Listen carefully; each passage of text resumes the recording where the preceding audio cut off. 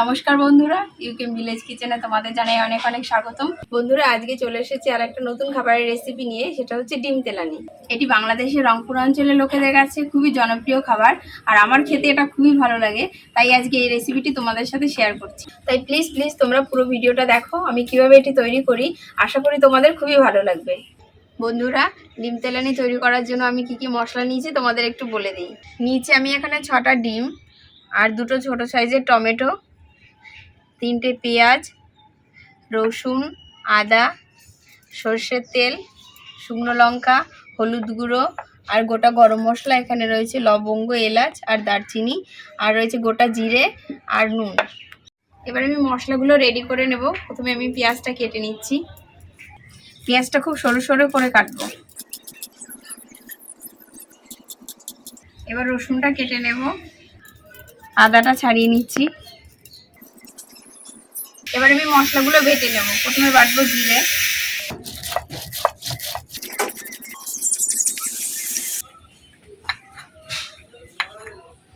এবার আদা রসুনটা বেটে নেব।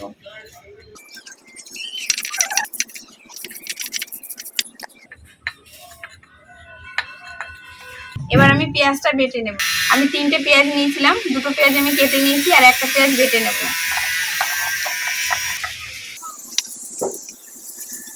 এবার আমি টমেটোটা বেটে নেব।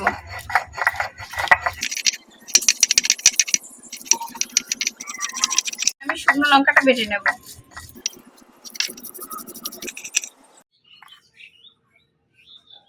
বন্ধুরা, আমার মশলা রেডি হয়ে গেছে। এবার আমি উনানটা ধরিয়ে দেব। উনুন ধরানো হয়ে গেছে, এবার কড়াইটা দিয়ে দেবো। কড়াই গরম হয়ে গেছে, আমি শুকনো খোলায় কটা গরম মশলা তৈরি করে নেব। মশলা ভাজা হয়ে গেছে, এবার নামিয়ে নেব। কড়াইতে দিয়ে দেবো সর্ষের তেল। তেল গরম হয়ে গেছে, এবার কড়াইতে দিয়ে দেবো তেজপাতা 2টো, আর দিয়ে দেবো গোটা গরম মশলা।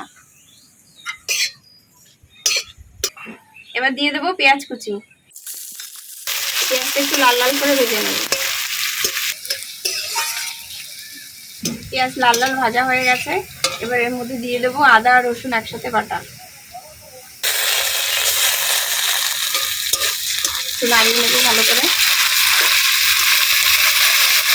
এবার এর মধ্যে দিয়ে দেবো একসাথে বেটে রাখা পেঁয়াজ আর টমেটো।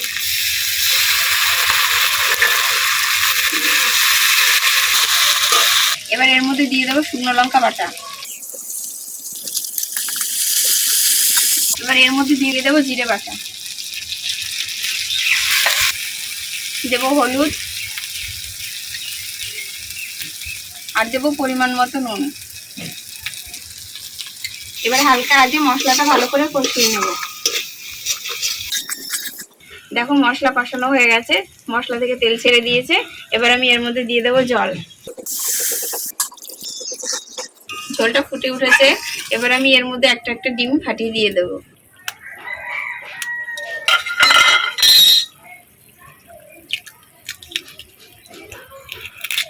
ডিমটা তোমরা খুব সাবধানে ফাটাবে, যাতে কুসুমটা না গলে যায়। এবার আমি এক এক করে ঝোলের মধ্যে ডিমগুলো দিয়ে দেবো।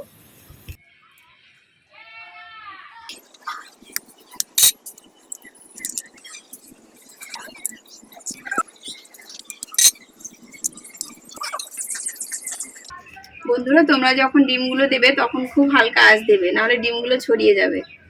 সবগুলো ডিম দেওয়া হয়ে গেছে, এবার আমি কিছুক্ষণের জন্য ঢাকা দিয়ে রেখে দেবো। এটা ভাপেই সেদ্ধ হয়ে যাবে। এবার আমি ঢাকনাটা তুলে হালকা করে নাড়িয়ে দেবো।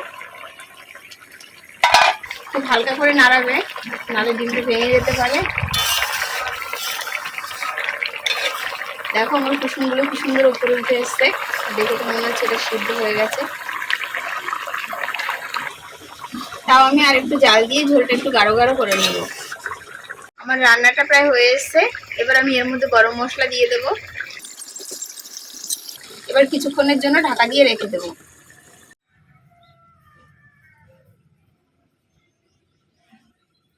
বন্ধুরা, আমার রান্না রেডি হয়ে গেছে। এবার আমি এটা নামিয়ে নেব।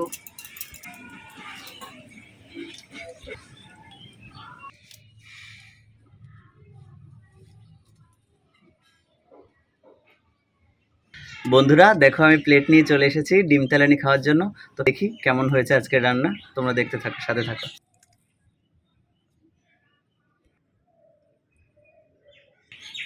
এই দেখো কত সুন্দর দেখতে,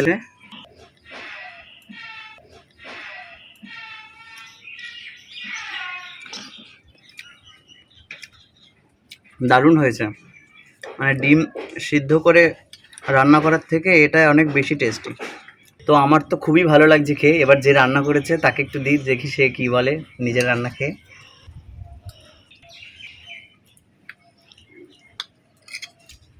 সত্যিই ভালো লাগছে খেতে এটা, আমার তো খুবই ভালো লাগে এটা, তোমাদের সাথে তাই শেয়ার করলাম। তো দিদি তোমাদের দেখিয়ে দিয়েছে কিভাবে এই রেসিপিটা বানাতে হয়, তাই এই ভিডিওটা দেখে তোমরা সবাই বাড়িতে ট্রাই করো। আশা করি তোমাদেরও খুব ভালো লাগবে। আজকের ভিডিও এখানেই শেষ করছি, আবার দেখা হবে নতুন ভিডিওতে। ভালো থেকো, সুস্থ থেকো, টাটা। বৃষ্টি থাক। পড়া আছে না? কোথায় আছো? দেখো সবাই কেমন করে প্লেট চাটছে সায়ন। আমার টাকা কি হয়েছে জানো?